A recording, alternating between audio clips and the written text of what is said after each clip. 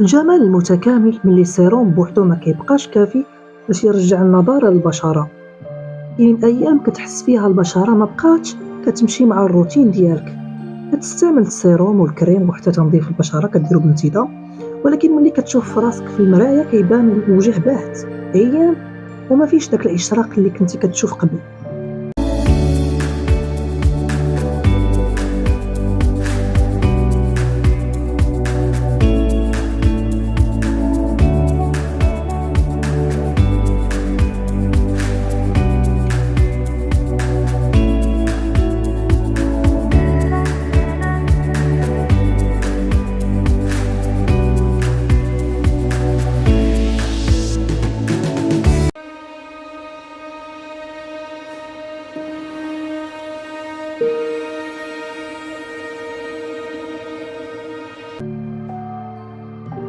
هنا كيولي مفهوم الجمال المتكامل عنده معنى كبير.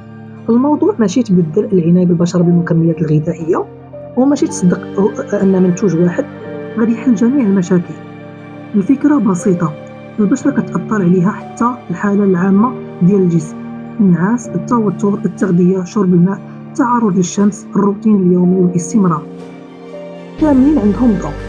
والعناية بالبشرة كتبقى ضرورية، ولكن النتائج ديالها كتكون أحسن ملي كتكون جزء من روتين متكامل. وريفلام ولات كتركز أكثر على الربط بين الجمال والرفاهية والعناية بالنفس، وفي كتالوج الحالي ديالها كاينة فكرة مميزة كتجمع بين العناية المركزة بالبشرة وروتين ديال الرفاهية كيعاونك تعتني براسك من الداخل والخارج. شنو هو الجمال المتكامل؟ الجمال المتكامل هو طريقة كتخليك ما تركزش غير على الكريم اللي كدهن الصباح ولا السيروم اللي كتستعمل بالليل. الفكرة هي أن البشرة جزء من الجسم كامل، وبالتالي كتأثر بالتعب والأكل والروتين اليومي وكيفاش كتعتني براسك.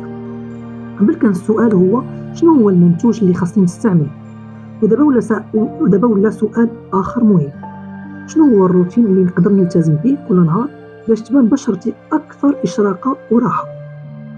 لهذا هذا المفهوم مناسب للحياة اليومية، ما كيطلبش عشرات المنتوجات ولا روتين معقد، غير اختيارات ذكية واستمرار ومنتوجات مناسبة لحاجات البشرة. ملي البشرة كتبان باهتة المشكل ما كيكونش غير في الكريم. البشرة الباهتة عندها أسباب كثيرة، ممكن تكون ناشفة أو اللون ديالها غير موحد أو تعرضات للشمس والتلوث أو ببساطة فقدات الحيوية ديالها. أول حاجة كنديرو غالبا هي نشريو كريم جديد ولا ماسك جديد، ولكن إلا بقات نفس المشكلة كتعاود خاصنا نشوفو الروتين كامل. واش كنظفو البشرة ديالنا بلطف؟ واش كنرطبوها مزيان؟ واش كنستعملوا واقي الشمس كل نهار؟ واش عندنا روتين منتظم؟ واش كنعتنيو حتى بصحتنا واسلوب حياتنا؟ الجمال المتكامل ما كيعطيش وعود خياليه، ولكن يشجع على العنايه بالبشره من الخارج وفي نفس الوقت الاهتمام بالجسم من الداخل. العنايه الخارجيه سيروم النياسيناميد باش يزيد الاشراق.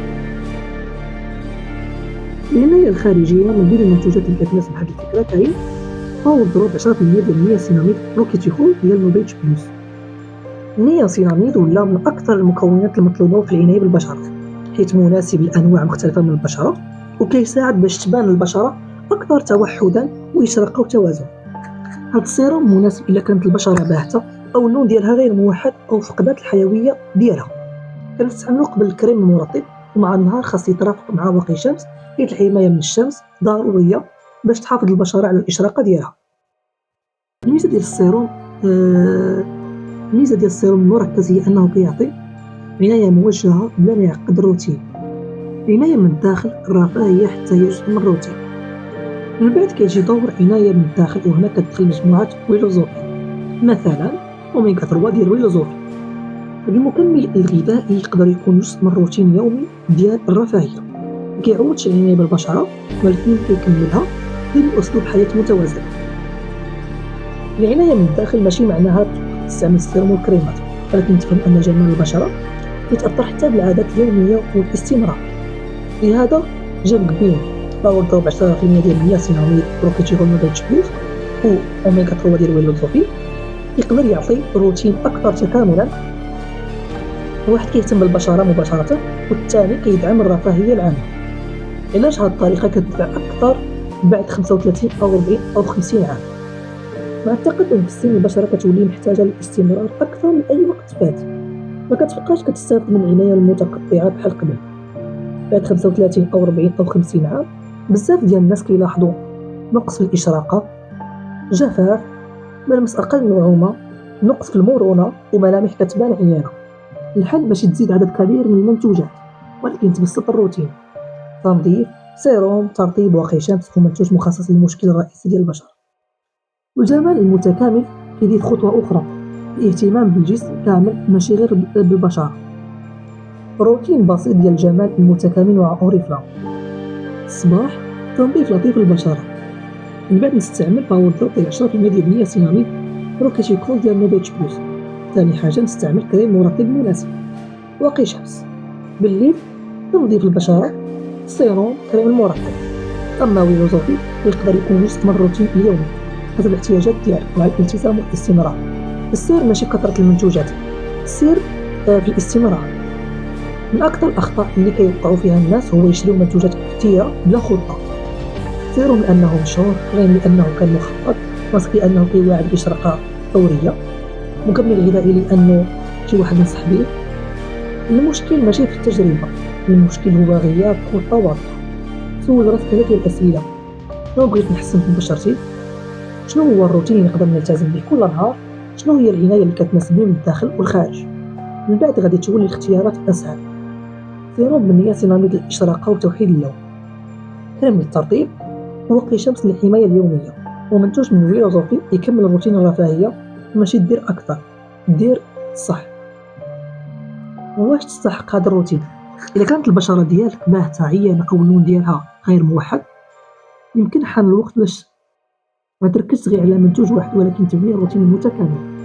باور دروب 10% ديال النياسيناميد بروكيتيكول نوفيتش بلوس، اختيار مناسب اللي باغي يزيد الإشراقة ويوحد لون البشرة بعناية مركزة. أما مجموعة ويلوزوفي فكتضيف جانب ديال الرفاهية والعناية المستمرة. في الآخر، جمال متكامل معناه فصل. البشرة ما كتحتاج غير منتوج جديد، كتحتاج روتين عنده معنى. ومن السيروم بوحدو ما كيبقاش كافي، يمكن يكون الوقت باش تهتم بنفسك من الداخل والخارج وبطريقة بسيطة ومستمرة. أسئلة سريعة: شنو هو الجمال المتكامل؟ هو أسلوب كيجمع بين العناية بالبشرة والرفاهية والعادات اليومية والعناية بالنفس باش يعطي نتائج أفضل مع الوقت. واش الجمال المتكامل كيعوض العناية بالبشرة؟ لا، هو غير كيكملها ما كيعوضهاش. واش النياسيناميد كيساعد البشرة الباهتة؟ أيه، استعملوا بزاف باش يساعد على تحسين الإشراقة وتوحيد لون البشرة وتقليل المظهر الباهت، مع ضرورة استعمال واقي شمس في النهار. كيفاش ندير روتين بسيط ديال الجمال المتكامل؟ نظف البشرة، استعمل السيروم المناسب، دهن الكريم المرطب، استعمل واقي الشمس كل نهار. إذا احتاجيتي يمكن تضيف مكمل من ويلوزوفي حسب احتياجات ديالك.